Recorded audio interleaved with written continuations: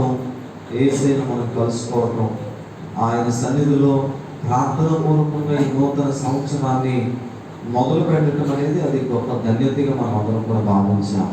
ఆ రీతిగా భావించి మీరు రాత్రి వచ్చారు, మళ్ళీ ఉదయం వచ్చారు, చాలా సంతోషం. దేవుడి నూతన సంవత్సరంలో గొప్ప కార్యాలు మనందరి కుటుంబ జీవితంలో జరిగించను గాక. ఆమేన్. ప్రాముఖ్యంగా ఈ నూతన సంవత్సరం ప్రతి సంవత్సరం మనం చూస్తూ ఉంటాం. కాలం మారుతూనే ఉంటుంది, సమయం దాటిపోతూ ఉంటుంది. మన బాధలు అలానే ఉంటాయి, సమస్యలు అలానే ఉంటాయి, కష్టాలు అలానే ఉంటాయి, అనారోగ్యాలు అలానే ఉంటాయి, అప్పుల బాధలు అలానే ఉంటాయి, అన్నీ అలానే ఉంటాయి. కానీ కాకపోతే క్యాలెండర్ ఒకటే మారుతూ ఉంటుంది.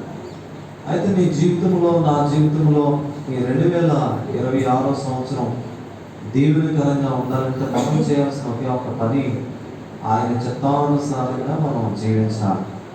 మనం తెలియజేశాడు యాకోబు పత్రికలో మనం చూసాం.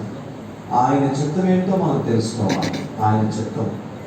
ఆయన చిత్తానుసారంగా మనం ఎప్పుడు బ్రతుకుతాం, ఆయన చిత్తానుసారంగా మనం ఎప్పుడు జీవిస్తాం, ఆయన చిత్తానికి ఎప్పుడు మనం అప్పచెప్పుకుంటాం అంటే ఒకే ఒకటి, మనము రూపాంతర అనుభవంలోనికి మనం వచ్చినప్పుడు. ఏ అనుభవంలోనికి? రూపాంతర అనుభవం. మనం రూపాంతరం చెందకుండా, మన మనసులు మారకుండా, మన ఆలోచనలు మారకుండా, మన పనులు మారకుండా దేవుని యొక్క చిత్తాన్ని మన జీవితంలో మనం నెరవేర్చలేం. దేవుని యొక్క చిత్తానికి మనం లోబడలేం. ఈ వ్యక్తి, ఈ తల్లి, ఈ తండ్రి దేవుని చిత్తాన్ని జరిగిస్తాం మనం చాలా ఈజీగా అంటాం, ఇది దేవుని చిత్తం అండి అని అంటాం. అది చాలా ఈజీ అంటాం. కానీ దేవుని చిత్తాన్ని నెరవేర్చాలి అంటే కనుక మనం ఏం చేయబడాలి? రూపాంతరపరచబడాలి. రూపాంతర అనుభవం అంటే నీ మనస్సు, నీ ఆలోచన, నీ క్రియ అన్నీ కూడా మార్చబడాలి. అలా మార్చబడినప్పుడే